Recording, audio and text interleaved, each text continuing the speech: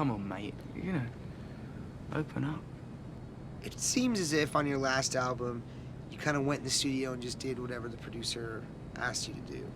Right. Yeah, no, that's exactly. This is good. It's just, you know, every artist just has one album that's just not good, and that's it. Honestly, I listen to that and I'm just like, what was he thinking?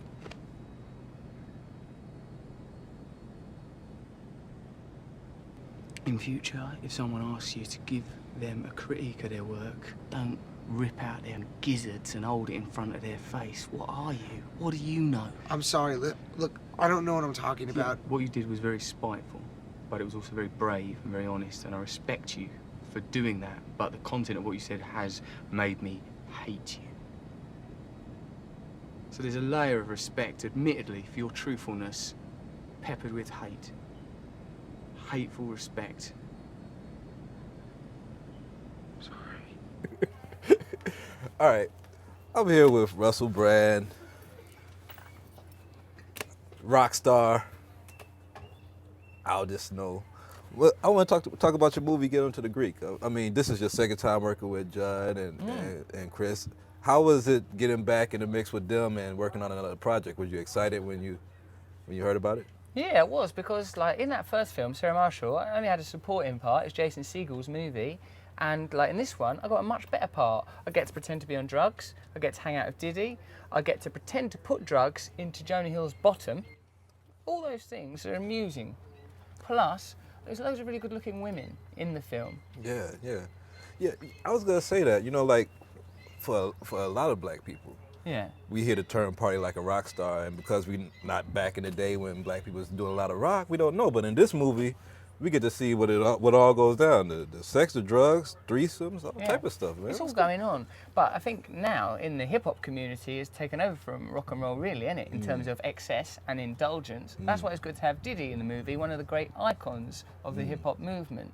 I don't know how I guess it's the same sort of thing as rock and roll in a way. It's just it's come more directly from black culture, whereas rock and roll took that R&B blues and then into white culture via the Beatles and all of that kind of stuff.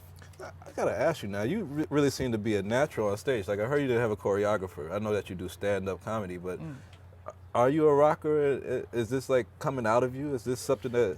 I'm normally a bit shy, right? But like in some situations, not if you're you're being paid to show off, but like normally I'm a bit shy. I wouldn't normally pretend to be like, say karaoke. When people are doing karaoke, that makes me nervous. You know what I mean? Because like if you're up there, you've got to be all serious. But here, they sanctioned it. They said, right, you're allowed to do it. So I thought, what I thought rock and roll is about, right, is sex. So I thought, right, what you've got to do is express what it would be like to have sex with all of these different people. It made me feel good. I gotta be a rock star, man. There's certain benefits to it. So, all right. So, how was it working with Diddy and Jonah? Actually, Jonah is hilariously funny. I know him already, so it's a buzz to work with him. Diddy's new to me, right? He looked after me. He took me on an enforced holiday to Vegas. He's a very intense man because I think he come from nothing and now he's very, very powerful. People that do stuff like that, they're intense.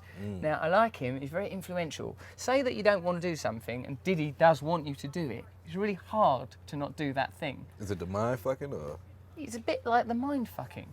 Like he's very influential. Like say Diddy went, could you pick me up from the airport? I've got back from holiday, or I'm going away. Would you feed my fish? And really he didn't want to feed his fish. Oh, how much fish food you put in? He'd still do it because you think, oh, don't upset him. He's an influential person.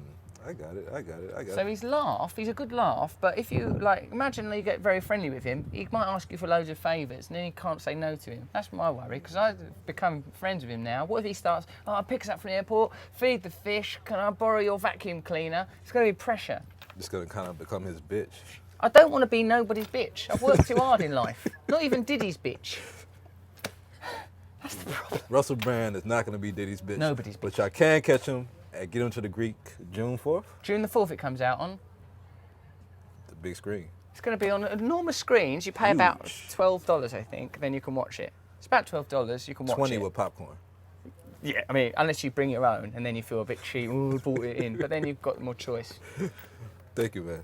How lovely to interview. And again, we avoided ring pain. What a great interview. Cheers, mate.